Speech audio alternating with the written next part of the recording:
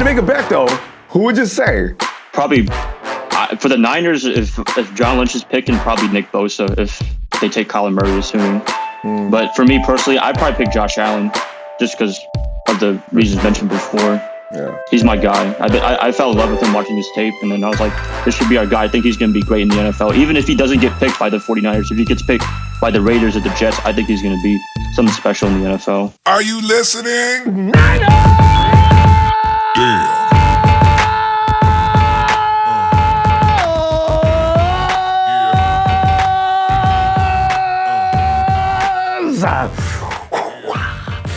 Ronbo Sports here, representing the Niner Empire organization worldwide, where football just never ends.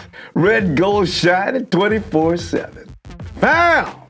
I want to thank you again. I'll never take you for granted, allowing me to come in and jump up and down and holler and scream about the 49ers. We're getting there, fam. Days are marching down.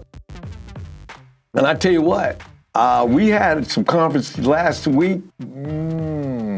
You know what we talked about? We talked about the 49ers defense and how John Lynch is his vision now is to build a badass defense. Fam, because here's the thing. When we play teams, what are the teams that you concern yourself with most? Who are the teams that scare you, that make you think, ooh, it's going to be a tough game? When you think about the Jaguars, the Bears, Indy to a degree nowadays, you don't want to deal with Belichick and his defense because he makes it a point of shutting your people down. And there's going to be a few other teams. I hate to say it, but the Rams used to be kind of scary. Oh, God. Anyway, and the Arizona Cardinals, that's no team to fool with either. As far as their defense goes, that team could play some defense. I want us to be in the same sentence, Because the defense is what build. No matter what anybody says, that is how you win your championships. That's what ends up determining the game, like each and every year. Pretty much that's what happens. Because you look at the Kansas City Chiefs, right? Kansas City Chiefs they got Mahomes is out there throwing all kind of passes. Throwing no-look passes behind the back. He's switching hands and throwing them. That offense is scary. I'm talking scary. Freddy Krueger ain't got nothing on Patrick Mahomes. That boy is terrorizing, right? But they ain't got no defense, and they sure ain't got no defense now. What? I don't know what the Chiefs gonna do next year, man. They gave us D Ford. They got all their people left. What? I don't know what they're doing there, but they must have a plan of some kind. It's not our business, though. But the thing is, teams like the Chiefs, the Chargers, who else has got just a crazy offense that has no real defense to be concerned with? But anyway, these are the teams I'm talking about. I want us to be mentioned in the same vein with the scariest teams in the NFL as far as defense goes. Because quite frankly, I am not worried about the 49ers offense. Why? No. You can mention all the players you want. You can say we don't have a number one wide receiver, all that stuff. Because here's the story. Kyle Shanahan, boy. Kyle Shanahan can make anything work. He's like the MacGyver of football. He can take things and wire them up and fix them up and patch them up and make it work. All right? And there's something else, too. When you look at what Kyle Shanahan has done with that backfield, you know what? If I don't have nothing but Tevin Coleman, Jack McKinnon, I already got my wide receivers and running backs all built into two packages.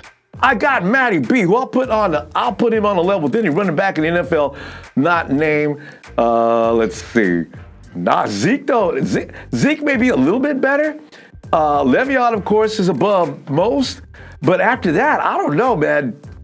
Matty B gets a crease. That boy can do some running with that football. But the thing is, and I got Mostert backing them up. I got four guys I can tear a team apart with. Most is going to be out there on special teams. Anyway, I got a feeling Matty B, you know what? I got a feeling Matty B and all of them are going to be on the field at the same time. They can address them all down. Because we can do without a couple other players. George Kittle. Defenses now have to deal with George Kittle. Yeah, he's established himself. They won't give, they say George Kittle cannot be anointed the best tight end in the NFL right now due to the fact that, why? One writer said it because he's blessed to have Kyle Shanahan. That's cold. George, will get it done. And Kyle told him before he left, you need to work on your route running. So we're gonna see something different from him anyway next year. I got Dante Pettis. I'm telling you right now, that kid is not normal, and I got a feeling he's gonna have a bust-out season. Maybe something along the lines of what George Kittle just had this last year. I got Kendrick Bourne. I don't care what you say about him. He's been with Kyle Shanahan and Jimmy G long enough that he's gonna become really dangerous this year. I see that happening too. We picked up we picked up Jordan Matthews. I kind of like that pickup. I really do want to know, though, is Trent Taylor ready? Is Marquise Goodwin going to stay healthy this year? Because they've got specialty roles lined up for both Marquise Goodwin and Kendrick Bourne, because Kendrick Bourne has a knack for busting out short area quickness.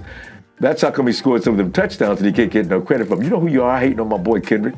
Kendrick Bourne is good at what he does. Now, they're going to use him specifically for that skill set of his because, as Shanahan says, there are consistency issues with him being on the field all the time. But Marquise Goodwin's going to be that guy that comes out and just ruins everybody's defense. Going to say, hey, coach. Do we get a Goodwin? And look at this alignment. It's going to be scary things going on, Doug. Kyle Shanahan cannot be allowed to have that many offensive weapons. So that's what I'm not worried about. I wish they would have gotten Odell Beckham Jr. That would have been nice, fine. But you know what? We don't know what they're going to do in the draft. They could pick up something really special in the draft. I kind of lean toward N'Keal Harry. I know what you're saying, Ronbo. What happened to your boy, DK Metcalf? I still love me some DK Metcalf. But I kind of worry about the facts of the facts. It's a problem, DK. He's a little tight. I don't know if we have any kind of... There could be plays you could design for DK. I don't know, but I wish him well, but I got a feeling he's not going to be in the NFL what I kind of expect. So we'll see. I wish him well because I like DK a lot. But the defense is going to be the name of the game, fam. And you know what else makes me crazy? That frontline defense. Whomever they plug in, whether it's Quinnen, whether it's Josh, whether it's my boy Nicky B. We came up with some scenarios too already. You got, think about this for a second. I got D Ford on one side. I got Buckner next to him. And on them passing downs, they go ahead and see. I don't know who's going to beat out, but I go ahead and beat Eric Armstead in there because the reason I'm saying that is this. There is a weird coincidence to say the reason why Buckner had his bust-out year this year was because not Eric Armstead. He was on the field all year this year. Why did that make a difference? I have a feeling it had something to do with Eric Armstead. I've shared that theory with you before, but I think it's accurate. So anyway, I got Buckner, hands up Armstead, both of them. Quarterback can't see. D Ford's coming around this side. I got Nicky B coming around this side. Quarterback sitting there trying to see. All of a sudden, it's going to sound like a car accident. Bam! The quarterback going down in the heap. I just hope D Ford doesn't knock my boy Nicky out coming around the other side. You know what I'm saying? So I got the defense all planned out. I got behind them flanking. If Kwon can just make it in time, I really hope he does. Otherwise, we got to have Malcolm Smith over there. Elijah, I hope Elijah's got to beat out Malcolm Smith if nothing else happens, because I'm looking at Fred Warner. If you try to run and get past all that beef out in front, they're going to be ready for you. If I got Kwon there, Kwon's going to read the plays way up in advance. They say he's probably going to be on time. They're not going to hurry him. Jed York came out and made a statement. We're not going to hurry him out there. If he's ready, we're not worried about it. If he's not ready, we're talking long term here. We just want to get him out there healthy. When he's healthy to go, we're going to have him out there. So Fred Warner, Kwon Alexander, Malcolm Smith. Okay, we might do something about that before for opening day, so don't worry about it, okay? But what I'm saying is this. That defense is going to be lit. And we got guys coming off the bench and they're going to be tough. We don't have any weak sisters on the bench anymore. I can't go on and on about this long enough. And let me say this. Have you thought about it? Think about it. I got Richard Sherman, and and they just revealed it, and I kind of felt it anyway. You probably felt it too. Richard Sherman was operating at 80% last year. But his reputation, it precedes him so much that OCs, quarterbacks, people didn't test Richard last year. He still had a good year. They didn't know, though, he was slightly alien, was slightly not Richard Sherman. They should have took advantage of him last year. It's too late, fam. Sherm is back from what I'm reading. Sherm is back. It's too late. They did. Now you got a real Richard Sherman on the other side. Look out. Oh, I got Jason Varett on the other side. No disrespect to Akello. I don't think he's going to beat out Jason.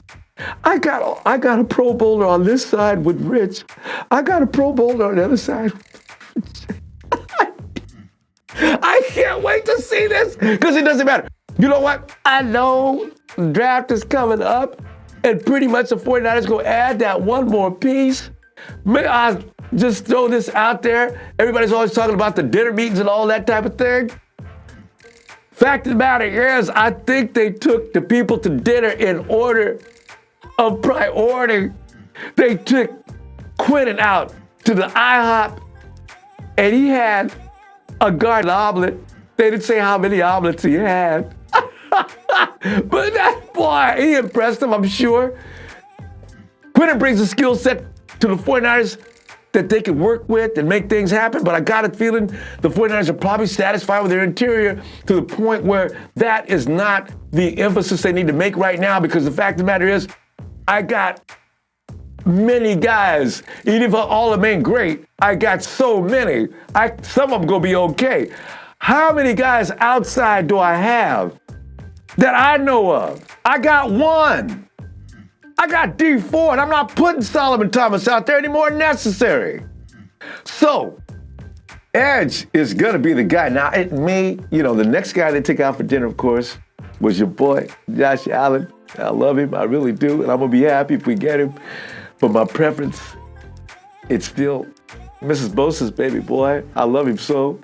Tell you what, I'm gonna send him it's a good thing Valentine's Day ain't over here and on the tape, because next year I'm gonna send him candy and flowers. Love that boy. I really do.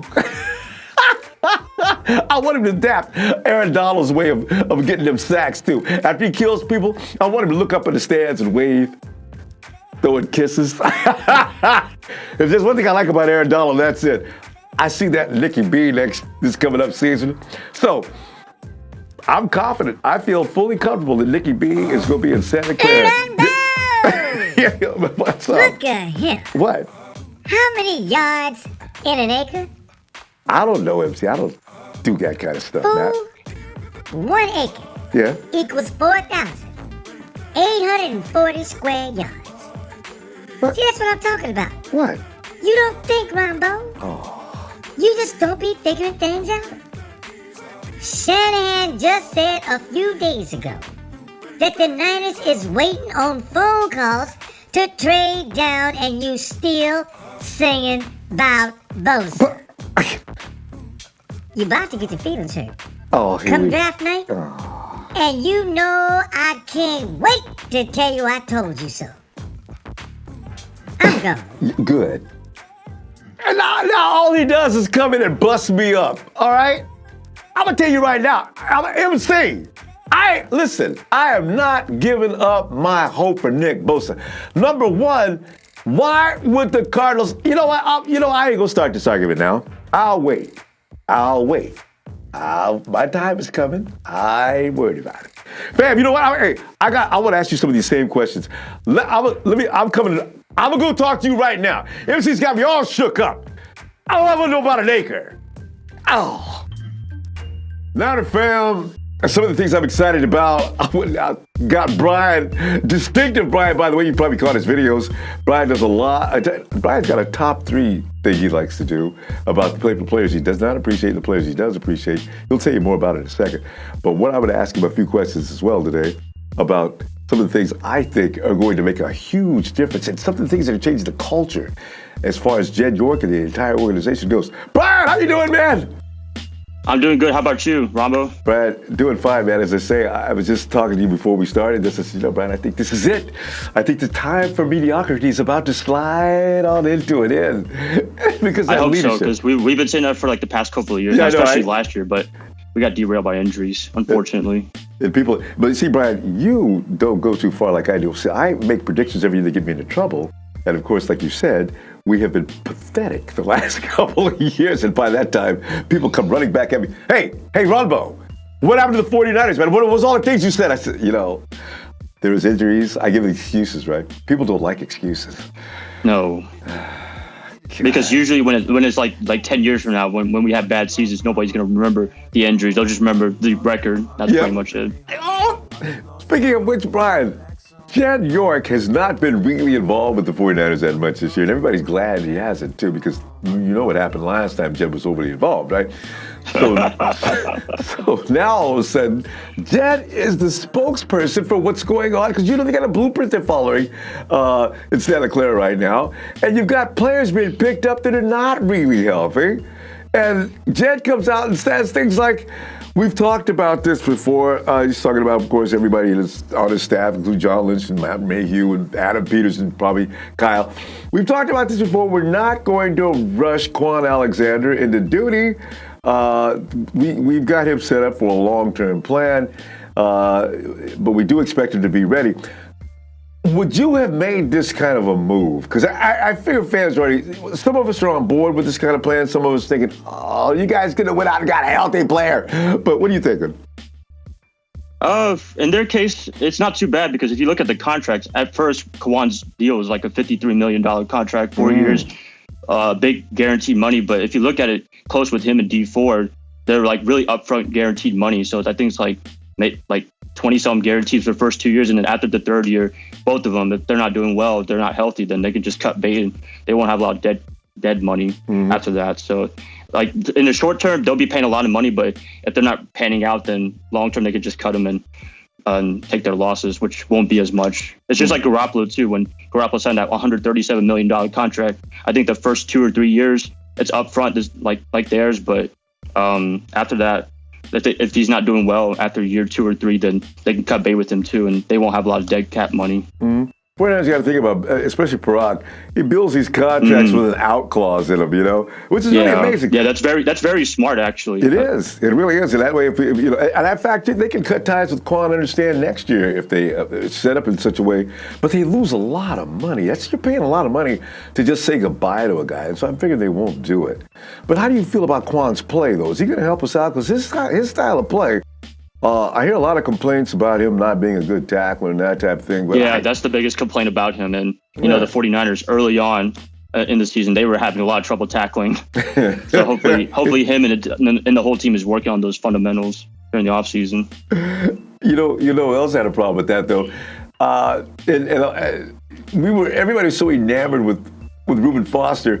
You know, Rubin in his launch and kill tackle style, he missed quite a few last year, too. Yeah. And saw him on the highlights. I don't know. Listen, everybody blames Salah for some of the technique we're seeing out there. But, you know, I have a thing about this. Because I said, you know, if you play ball for all this time and you got to this level and you still need to be taught how to tackle, I'm a little concerned with that as well. What are your feelings? I was going to say the same thing, too. Yeah. I mean, like for Salah, it's more like the scheme and what have you. But with like the fundamentals, that's mostly on the players because they've been playing probably since Pop Warner football. Right. So makes no sense. So it's either commitment or now when I do look at Tavares more though, I do see this. Tavares can't drop his head. He had guys right in the crosshairs a couple of times because I like his aggression because he's a safety turned corner, right? So he's still got the same mentality as a safety. He went to launch and shoot, take a guy down. The dude just sort of, I guess he saw him drop his head and come at him. That's the tail of the tail. Right? The guy sidesteps him, or I think he jumped over him one time. And of course, Tavares missed. He comes back to the sideline. Now, I've seen him do it a couple of times. I'm hoping. Coach pulls him away. Hey, Tavares, keep your head up, wrap up. I mean, and this is the things when we're talking about fundamental tackling, which I'm really concerned about. So. I have a question for you. How do you feel about Salah? Because a lot of people on my channel, they've been saying he should be gone by now. But for me, I think he should be on the hot seat. But I would give him this year to see what he can do because he deserves a lot of the blame as well for the bad defense too, in my opinion. It's funny you asked me that. I'm under fire for being the Robert Saleh. I call him Bobby Saleh. Me and I are close. The Bobby Saleh apologist crew, you know, because I always say, you know, it's just like I said a moment ago, I said, you know, I have a problem with players at this level that need to be taught how to tackle. And I also know really, my feeling is he hasn't had the right personnel for that particular scheme. When you look at the way the Hawks were set up and the way the parts Legion they had, Boom. the parts they had are what made that defense successful. So you absolutely have to have pressure off the edge. We didn't really have it. We had good pressure up the middle, but you're going to have it off the edges. And this is why I see the 49ers have addressed that matter. They're giving them, actually, they've given them great aggressive linebackers. But now they've given him D Ford, and now he's going to be able to bring that pressure from the outsides. And now I think it's going to come together a little different. And I think Saleh will be vindicated, even exonerated of his crimes of being accused of being a bad coordinator. So that's my feeling on that. And the secondary hasn't been any good thing either. So, and Jeff Hafley, that's a handicap. They fired him. I mean, that was the worst. I mean, why were guys pointing around after every play? Because they didn't know what they were doing. And I blame that on Hafley. So, go ahead. I mean, the draft, that should be able to address it with the second pick. That should be interesting what they do with it. Oh, so as far as, okay. I was going to get to that in a minute, but you know what? I'm going to get to it now. I want to ask you about something else, but who are you picking in the draft? Just one player? I got a couple in mind. I haven't made up my. I said first round, but you can go beyond the first round if you want. Go ahead. Just a second pick. It's assuming they don't trade down. Probably Josh Allen, Kentucky, Nick Bosa, Ohio State, or Quentin Williams. At first, I thought that was a really dumb idea because, we have some all right work in the middle, but because I feel like the edge rusher needs the most work. But with him and Buckner, I think that's a really good combo right there if they do draft him with number 2. So those are my top 3 guys. And also in that order, Josh Allen, Nick Bosa? No, not in particular order. At first, I was going Josh Allen, but I might be going between him and Williams. I don't know about Nick Bosa. I'm not the most sold on him yet because, in Ohio State, his last year, he was injured and then he pretty much didn't play in 2018. So that's a little bit concerning for me. But I don't know. The majority of Niner fans, they really want Bosa. But if they do take him, then I wouldn't be disappointed at all. Are you getting most Niner fans want Nick Bosa? I thought everybody wanted Josh Allen. Everybody's talking about the 17 tackles, Bosa being injury prone, Bosa, like you just mentioned, having not been on the team the entire year. I mean, that's why I'm wondering. I think Allen's the favorite amongst fans. What is it about Allen's game that really makes you feel like he'd be the guy though? Versatility. Kyle Shanahan always stresses versatility with every player, especially the receiver position. And I think Allen, he can do that. He can play outside linebacker and 4-3 edge rusher. What did he play in Kentucky? He played 3-4 outside linebacker. But I mean, I've seen some of his tape. He can come off the edge. His hand in the dirt. And also the nice thing about him, actually, I'm very concerned about the Sam linebacker position. I think he'd be awesome at that spot too, especially right behind D Ford. My gosh, that would be nice. This is the only, because I'm a Bosa guy. This is the only thing I do. I don't want Malcolm Smith on the Sam position because Malcolm cannot cover, and Sam's have to do that on occasion. So the versatility is there. You're right. Because you can put him at the Sam, and you put D Ford there. If something happens to D Ford, you can move him up. So you're right. I got to go along with that. And also, he's been healthy for his whole college career. So if there's no injury problems with him. I got no argument with that. I can't even say anything about that. That's absolutely true. I mean, he's been durable. He can play double positions. That is an edge. 49ers, I don't know what the result of dinner was, but maybe they're thinking that way too. I heard they would think about Williams more because they took him to IHOP, his favorite place in Alabama. Was it in Alabama or in the Bay Area? It was in the Alabama area. Okay. Because they flew to see him, right? Yeah, there's been some reports that Lynch is really in love with Williams now, but I don't know if that's true or not, but that's just coming out there from rumors. He plays he's the same 3 technique as our guy DeForest. I mean, you can only put one guy in the B gap. They say Quinnen can play more than one position. You think it'll work? It should be able to work. I mean, he's really athletic. I think that's a really big plus for him. I think in the combine, where he ran like a 4.8, which is really fast for his position. 300 pounds. It was ridiculous. It was ridiculous. It was like DK for the defensive tackles. You know, Ed Oliver is kind of. I keep making jokes about this, and actually, they didn't talk much about Mike McGlinchey last year, right? Yeah. Before the draft. And all of a sudden, we're expecting everybody but Mike McGlinchey. He comes rolling out with Mike McGlinchey, 49ers first-round pick. I was making jokes because they're not talking about Ed Oliver. How come? I don't even think they've not had dinner with him or anything like that, as I know of. They may have got by me. Wouldn't it be wild if all of a sudden the 49ers select Ed Oliver? I don't know if is he worthy of being a number 1 or number 2 pick of the draft? But it's the names you don't hear that worry me about the 49ers nowadays. Mm-hmm. Yeah, true. I mean, last year it was mostly linebacker. That was a big need. I think last year when I was on your show, I picked Tremaine Edmonds, and he's actually doing all right in Buffalo. Yeah, him or Roquan Smith, but Smith was already gone by then. Yeah. But you never know the unexpected. Like the Cardinals, we don't know what they're going to be doing. A lot of our second pick could be dictated just based on them, because everyone's saying Kyler Murray, Cliff Kingsbury's in love with him, but they might throw a complete swerve or just draft Nick Bosa or something like that. So I'm kind of weary on what Arizona does, because I don't think Kyler Murray is just a slam dunk for them, even though he does fit Cliff's system. What I don't understand is, I don't understand, why did Arizona expose themselves like that? I'm very confused about. You let everybody know that we like Kyler Murray. Now it's like we're taking Nick Bosa to dinner. We're seeing this guy. We're seeing this guy. I'm trying to understand why are they doing this. I guess you shouldn't let anybody know what you're going to do, but you and I both know they probably want Kyler Murray. They need offensive linemen. They need another wide receiver. Taking Nick Bosa would make they play the 3-4. If they were going to take a defensive lineman, wouldn't it be better to take Josh Allen? This is what they're really throwing so many different things out there. I can't really figure out what they're doing. What do you think they're going? I have a question for the Cardinals. How did Cliff get this job in the first place? He hasn't been proven. I mean, he never coached in the NFL.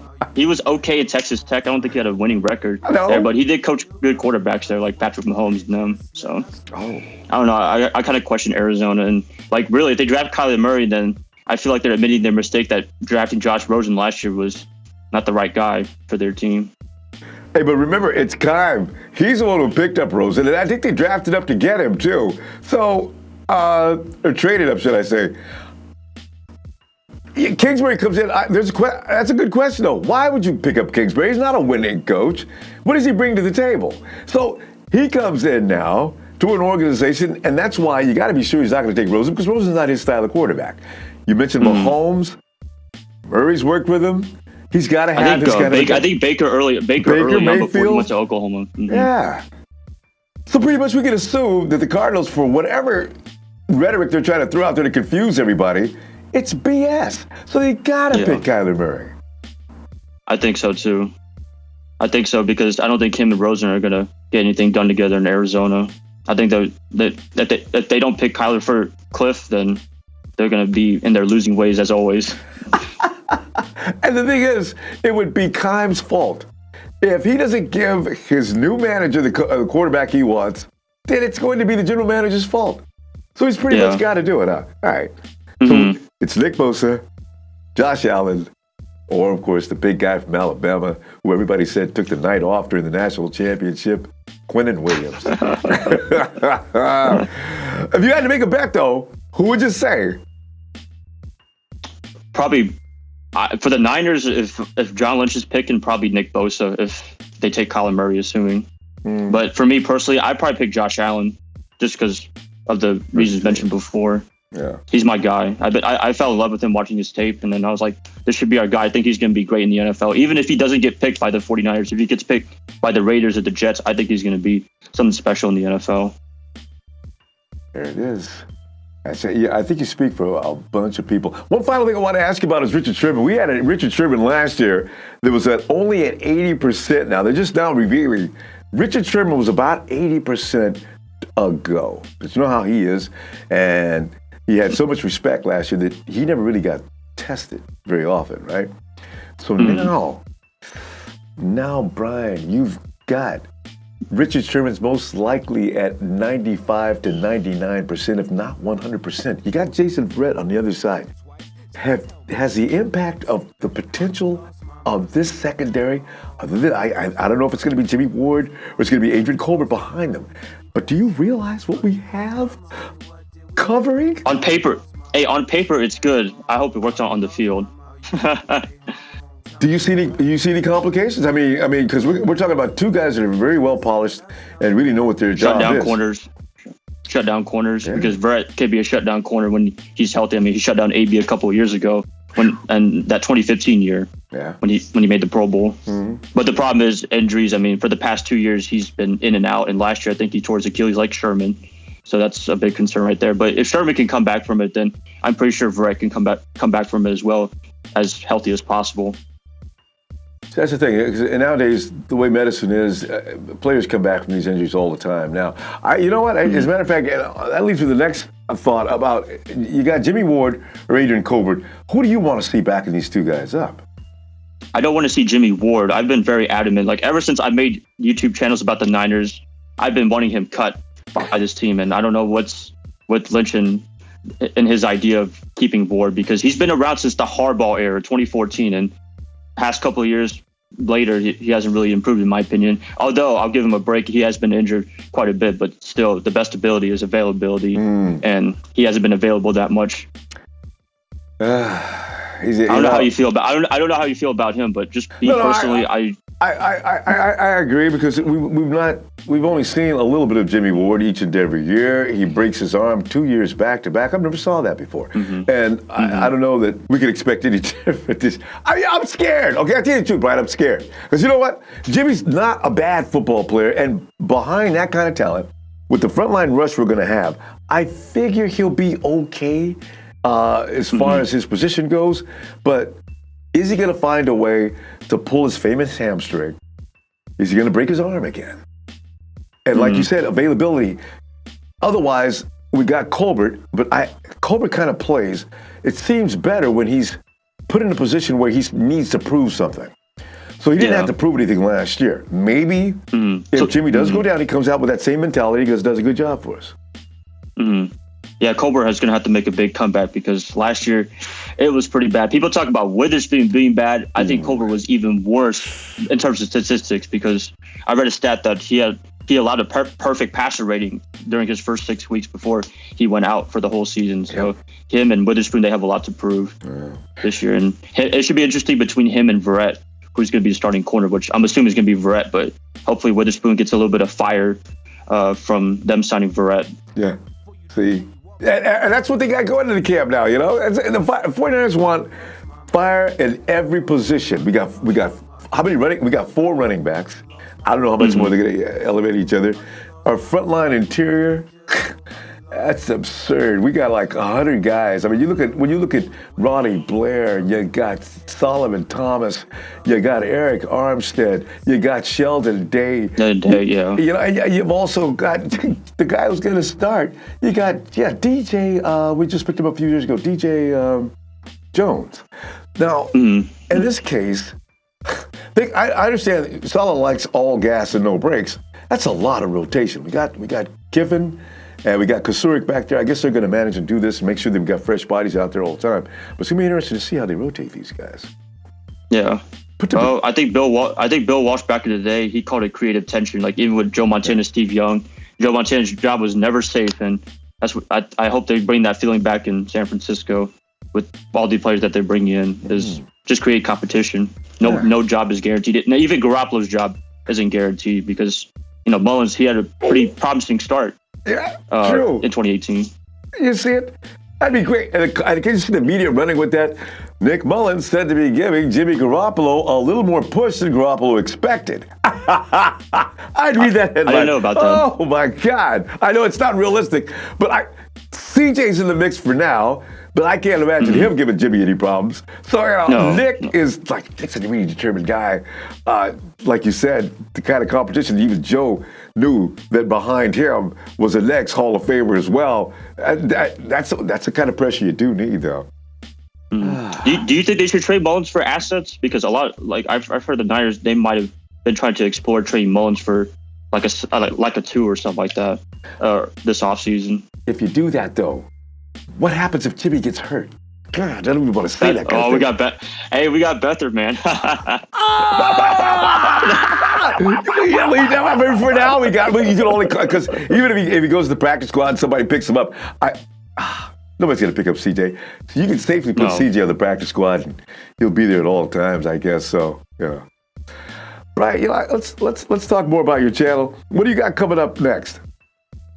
Tomorrow I'm gonna be talking about the draft, doing like a mock thing for like positions, because I don't want to do like mock players because that's really specific. So I'm gonna be planning on doing like rounds 1 through 6. I think they have a 6 rounder, that's it, and then just doing it by position. So example, tomorrow would be like the first rounder would be like a defensive lineman. That's pretty obvious right there. And then rounds 2 to 6, it'll be by different positions because we still have a lot of needs, like offensive linemen.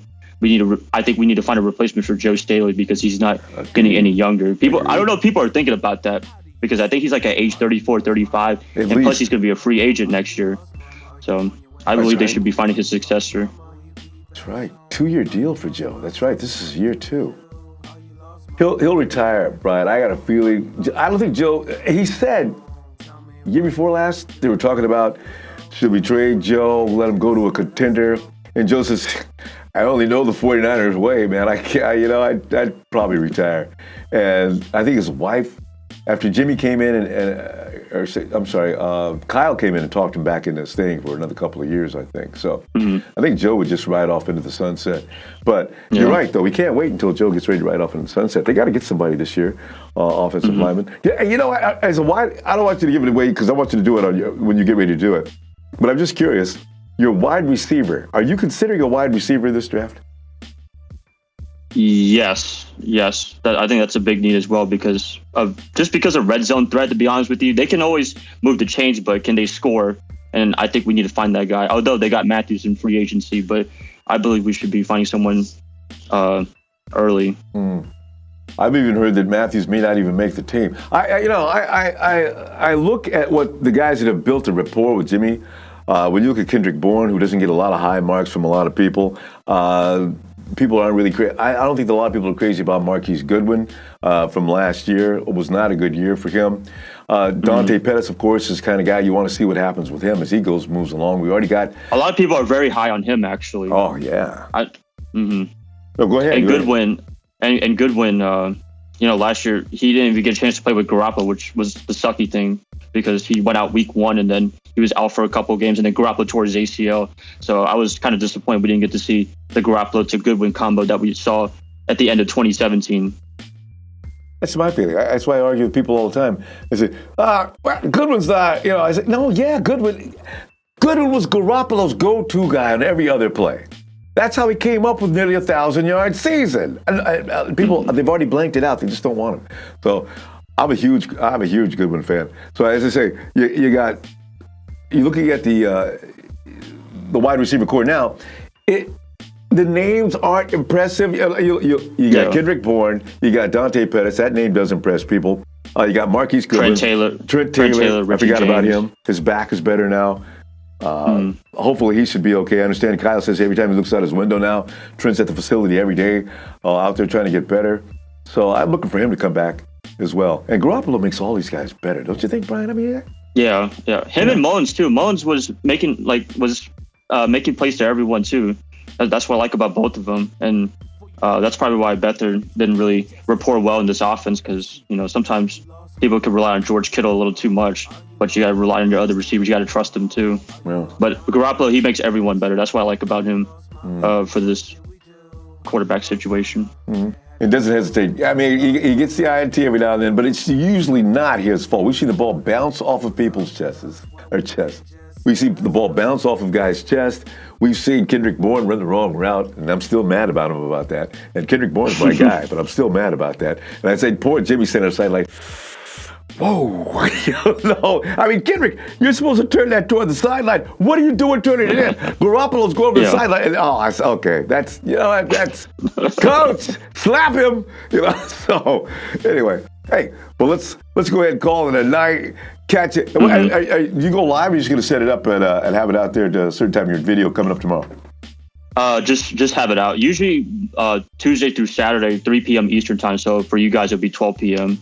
There you go. 12 p.m. Pacific time. Hey, I live in the East Coast, people, so gotta give me a break. Listen, anytime I see somebody outside of the Bay Area that's a 49er fan, that may be actually, and for the homeboys, he may be a bigger fan than we are. Because if you're that far away, surrounded by hostile troops at all times, and you still are a 49er fan, you are extremely legit. What are you, New York, New Jersey, what area? North Carolina. The Panthers, they're not really a big threat, I mean. Yeah. But the Panthers were huge. 2 years ago, the Panthers they were Super Bowl 15. Super Bowl debacle. Right. Well, 60. They won 15-1, right? 15-1. They won 15-1, yeah. And lost to Kyle Cam Newton was the Shanahan. MVP. Yeah. It was a great year. I was actually going to be excited if they won the Super Bowl. I was about to join a parade in downtown Charlotte, but that didn't happen. Yeah. Von Miller and DeMarcus Ware ruined my dreams. They've done that to a lot of people. Well, hey, because I was wondering, what would you do at the game, Ryan, if you saw a touchdown? Are you kind of guy that sort of relaxes and takes it in stride, don't get overwhelmed? Or the kind of guy that goes, oh my God! Jesus Christ! Just because, hey, you never know. I mean, they scored a touchdown, but I the other team is still in the game too, so I don't want to get too excited. Although it's nice to score a touchdown. You're a cerebral kind of fan. I can tell right now. Don't get it. You'd be a good coach. It's like when you watch Belichick on the sideline. Every time the Patriots score, his demeanor would not change. There's been a lot of stoic coaches like that. Only the guys that get overly excited and sort of really bother me. McVay gets way overexcited. Also, you got Pete Carroll that really pisses me off. Who else does that? There are coaches that go too far, and you start to look at them like, I mean, Pete Carroll, Pete Carroll's running out to meet people. He's slapping them up and going nuts. And then you got McVay jumping up and down. And, the guy also in Chicago, he gets a little weird, too. Nagy. Yeah, he's hugging and kissing Trubisky. Oh, coach, come on. No, too much. So, yeah. But anyway, I'll give him credit for turning the team around. I mean, I didn't think the Bears were going to be anything, but I got to give credit to Fangio too. When his last year in Chicago, I kind of missed him as our defensive coordinator. Actually, God, we haven't been that good since he left. Actually, Kyle went for him. He was going to try to get Fangio. I think the Bears blocked him, right? Yeah, they blocked him because he knew. Everybody knows Fangio. If you want a good defense, you get Fangio. And we were already set up for the 3-4, which would have been actually ideal at that time. So, yeah. That's why Bowman's the But he has a job in Denver now, so I wish him the best in his first head coaching opportunity. He should have been our head coach. And if he's a good, the thing is, Brian, if he's a good head coach in Denver, that will show Jed York. That will really spotlight him and see, Jed, you blew it. You wanted everyone on Harbaugh's regime out, including Fangio, because you thought you couldn't control him, or should we say Trent thought he could control him. And now look at Fangio doing it. What he's doing in Denver. He's doing a great job. He's not going to be able to run the defense like he did because he's going to have somebody else who's DC, I guess. But still, Fangio's there, and he's going to be running that team. So maybe Fangio's a good head coach, too. We'll see. Hey, after Tom Sewell and Kelly, 2 years of one-and-done coaches, Jed York was done with being involved with football operations. And I'm glad he's giving Kyle and Lynch a chance to actually do something because I guess with Kyle, he inherited like a worse team than Harbaugh did, although coaching for Harbaugh was the big difference with that squad, and that's why they went 13-3. Yeah, because it was the right chemistry, because Harbaugh, because you look at Big Mike the year before, he had pretty much the same personnel. He couldn't really get it done, right? So Harbaugh comes in. That was it. That's all they needed. Sometimes a coach can make that kind of difference. So, and that's why that was a lockout season too, so he didn't really have a lot of time to prepare. That's why I know Kyle's the right guy, because this is a guy they all respect. He hasn't lost the locker room, because usually a team goes with the records they've had. You start getting a little animosity around the room, anxiety start to take over, people start to get a little nippy at each other, taking shots at each other. Pretty soon the media picks it up. Then you hear rumors from like Deion Sanders, something going on with the 49ers. Remember a couple years ago when Harbaugh was about to leave, everyone was like going to like all these reporters, like leaking all these information about how the team is operating. But it hasn't happened that much ever since. I don't see it happening. Harbaugh left. And that's why Antonio Brown didn't come to the 49ers. Antonio Brown he's a little more crazy than I thought he was. I wanted him in the beginning. Me too, yeah. OBJ is kind of a crazy man, but the 49ers don't mind. I guess because he's 26 years old. They don't mind dealing with him. So Odell's more on the field crazy, and Antonio is both off and on the field. I think that's why they picked Odell than AB, and plus Odell is younger. Yeah. So I think that's why they wanted Odell. But I'm glad that Lynch didn't pick I'm glad he didn't trade the second pick overall. That would have been a very dumb idea, and I'm pretty sure Niner fans would be pretty upset if he gave up the second pick just to get Odell. A lot of people were still wanting that to happen, but the Giants wanted. I don't know if it's true; it hasn't been fully confirmed. The Giants not only did they want that second pick, they wanted another draft pick. It was probably the third or fifth round. They wanted Buckner. A lot of people told me they wanted the second pick and DeForest Buckner. I was you like, heard nope. about that, right? What? Yeah. A lot of people told me about that. I thought it was just the second pick overall. I didn't know they wanted Buckner too. I was like, really? Yeah. A second pick overall, and they wanted two. I think they wanted 2 first-round picks with us. And Buckner. So that's not, you're not trying to make a deal by going that far. Why would the 49ers go for that? And then look what they did with Cleveland. They gave him the first, third, and Jabril Peppers. Cleveland can afford to part with all of that.